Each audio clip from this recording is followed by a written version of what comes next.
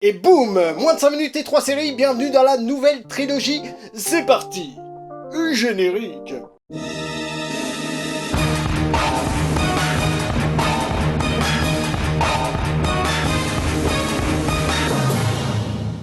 Salut, c'est Shodan et mon animal de compagnie, Jean-Pasquale le Squale. La caution comique de l'émission et accessoirement défonceur de cul de série.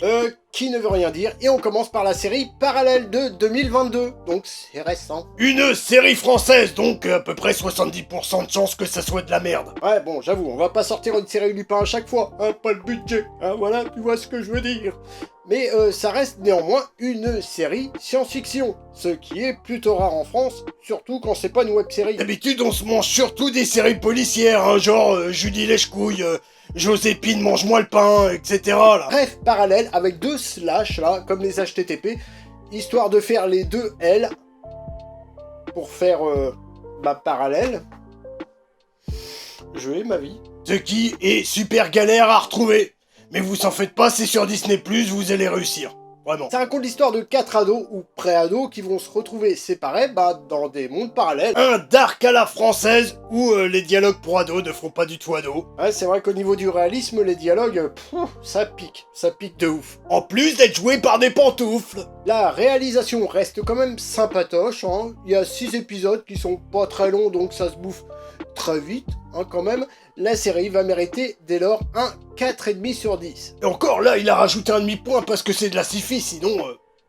On passe à The Witcher. Une série médiévale fantasy qui nous vient d'Amérique. Avant d'être un jeu, c'était une saga littéraire de type polonaise, écrite par un certain Andrzej Sapkowski.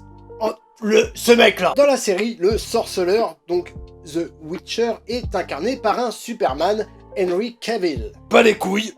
Le meilleur Superman, ça reste quand même Christopher Reeve et Dean Cain. Hein, n'oublions pas Dean Cain. J'aime beaucoup Dean Cain. Oui, bon, ça c'est pas faux. Revenons-en quand même à The Witcher, hein, parce que c'est de ça qu'on va parler. Gérald de Rive, donc le Witcher en question, va devoir affronter des monstres, protéger des gens, et notamment la princesse Ciri. Ce qui a bien dû faire chier tous ceux qui ont Ciri sur leur téléphone. Et dis Ciri, comment on bute une dryade? Oui, bon, on va aussi suivre Yennefer de Vanderberg, hein, quand même. Le tout est très bien réalisé, même si j'aurais aimé que certaines lumières soient beaucoup plus naturelles. Hein, genre comme ça, là. Hein, ça y est, c'est la nuit. Ouh. Ouais, bon, c'est vrai qu'en général, il y a des sortes de lumières impossibles, là, vraiment, hein, qui te sortent du truc si tu fais gaffe. Bon, en général, les gens, ils font pas trop gaffe, mais moi, j'y fais gaffe. Et donc, ça me fait chier.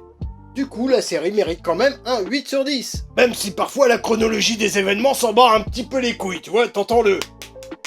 Tiens, ça c'est la chronologie des événements qui s'en bat les couilles. Oh oui. Dernière série de la trilogie, Teen Wolf. Et bordel, j'avais oublié à quel point cette série était très cool. On va y suivre Scott McCall, un adolescent, je mets adolescent avec des grosses guillemets parce qu'on sait bien que dans ce genre de série, les adolescents ils ont putain de plus de 20 ans. Tu vois ce que je veux dire? Mais bref, on va le suivre, lui, qui va devoir se partager entre suivre ses études, suivre son boulot d'étudiant, parce que oui, il a quand même un boulot à part pour pouvoir financer ses études, parce que putain, on n'est pas dans Beverly Hills, ni dans Hartley Cœur à Vif, là, tu vois ce que je veux dire? Hein, où ils sont tous pétés de thunes.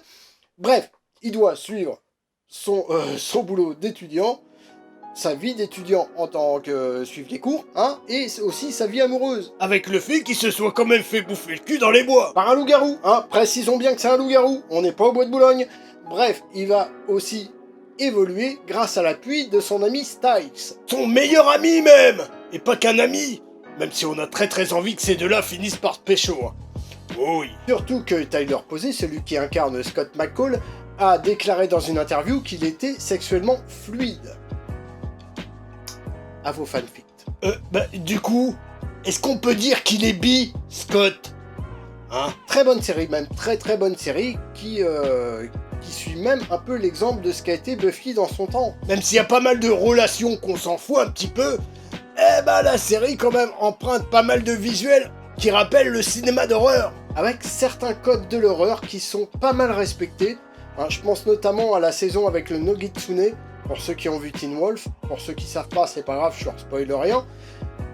Mais dans cette saison-là, il y a des codes de l'horreur qui sont vraiment très présents. Et puis de toute façon, rien que pour le torse de Tyler Hoechlin, ça vaut le coup. Et ça mérite un 9, ce qui conclut cette trilogie. Allez, c'était Shodan. Et Jean Pasquale.